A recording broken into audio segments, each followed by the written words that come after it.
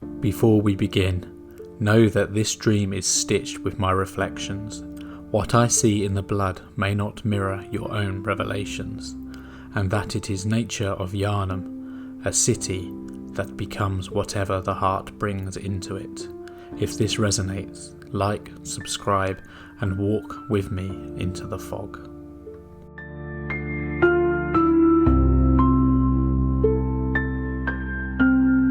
Blood drips through the gutters as a roar splits the silence. The first horror you meet is no enemy, but a warning. A preacher wrapped in fur and bone. The cleric beast, once a man of faith, now twisted by the very sermons he once preached. He stands at the threshold of Yharnam, not to bar you entry, but to show you what lies ahead.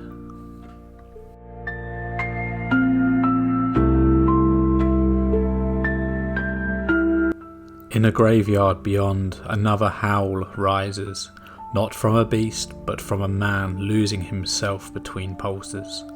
Father Gascoigne once hunted to protect his family, now he hunts for the sake of blood alone. Each swing of his axe carries the weight of forgotten memories. You do not slay a monster, you bury a husband, a father, and a warning of what you might one day become.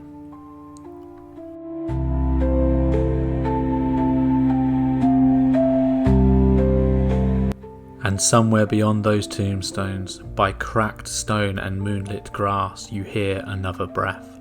Henryk, old, tired, and desperate to remain human, clings to his tarnished gear like a fading memory.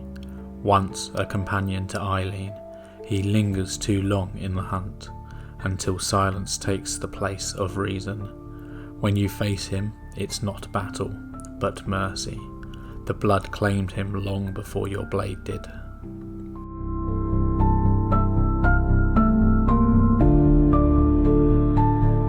The path descends beneath the earth, where the air grows thin and poisoned. There, the blood-starved beast shambles blindly, a cleric who drank too deeply from the old blood and decays slowly from the inside, gnawing at its own rotten flesh in desperate hunger. It no longer hunts others, it simply devours what little is left of itself.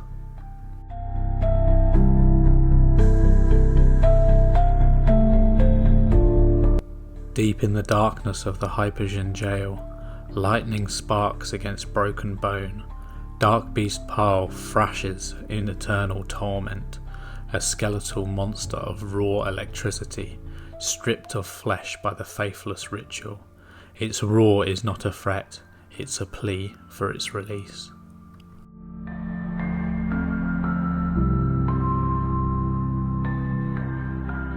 Inside the grand cathedral, sunlight shines through the stained glass and wraps Vicar Amelia in a golden warmth. She whispers the old words of the healing church, clinging to faith as blood surges beneath her skin. And as her bones twist and her hymn becomes a scream, devotion itself becomes a beast.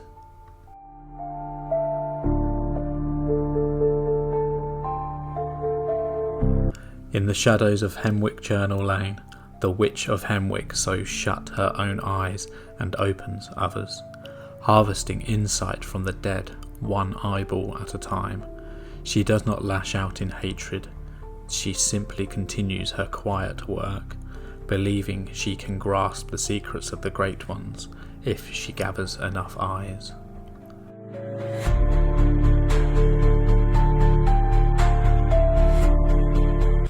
Deeper into the woods, under the dying sun, 3 figures step from the fog, the shadows of Yharnam.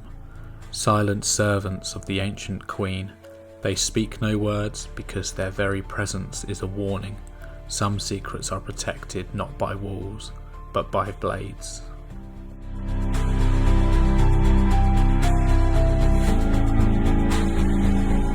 Beneath a still lake, wrapped in moonlight and trembling fear, lies Rom, the vacuous spider. She is no monster, she is a scholar remade, emptied of thought so she might hold back the birth of the red moon. When her shell shatters, the sky itself begins to bleed.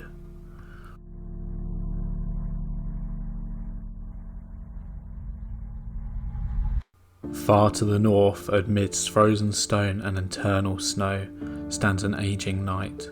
Martyr Logarius raised his blade not for glory, but to seal away the corrupted queen. He stands there still, a living gravestone, bearing his crown of duty in silent devotion. He does not wish to fight, he simply refuses to move aside.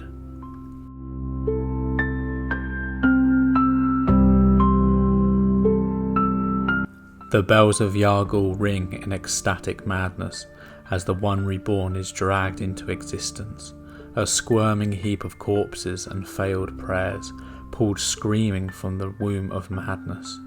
It has no purpose, only agony, the physical manifestation of every misguided attempt to reach the divine.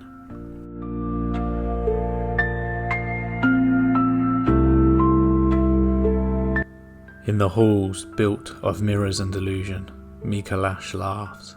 He once sought communion with the Great Ones, and now wanders his own very nightmare, chanting forgotten names. You do not kill him, you merely wake him from a dream he never wanted to escape.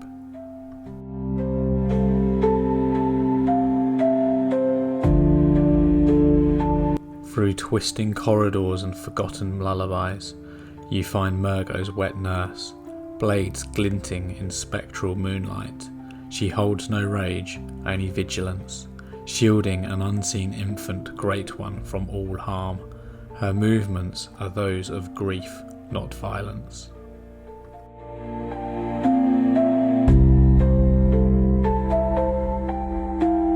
High in the choir's sanctum, celestial emissaries bloom beneath shattered skylights.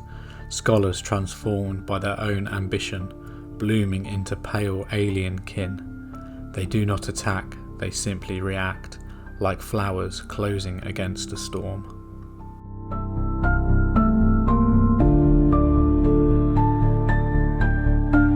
Beneath their chapel, forgotten and alone, Ebrietas weeps in a pool of starlight, left behind by her cosmic kin. She offered her blood to desperate men who mistook her sorrow for salvation. She is not a beast, only a lonely god mourning in the dark.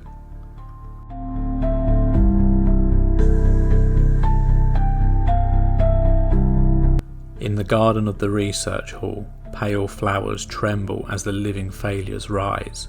Each malformed form is a prayer unanswered, a failed attempt to create a higher being. Even in their brokenness, they reach towards the sky, hoping the cosmos will finally answer.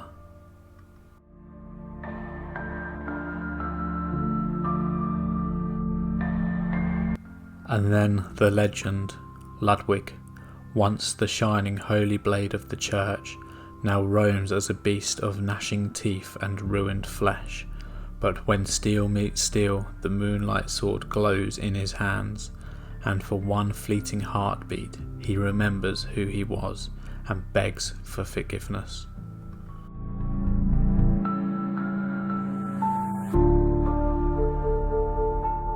In a different nightmare, flames roar endlessly around Lawrence, the first vicar.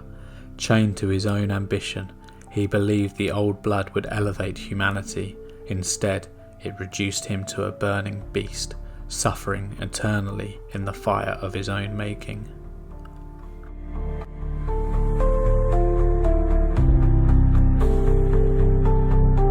Within the astral clock tower, Lady Maria waits.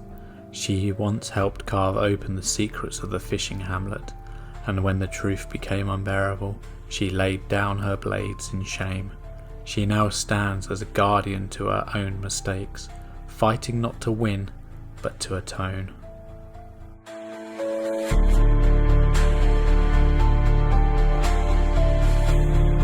At the edge of the world, on a corpse-littered shore of a forgotten hamlet, you face the Orphan of Kos, born from the Great One, murdered in cold blood.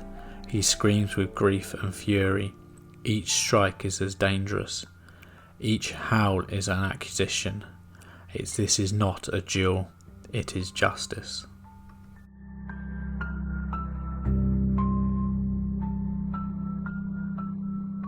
And finally, in a field of pale flowers beneath a silent moon, Gehrman waits with a scythe in hand. The first hunter, the pained caretaker of the dream, he swings as an act of mercy, offering you the chance to awaken or to take his place.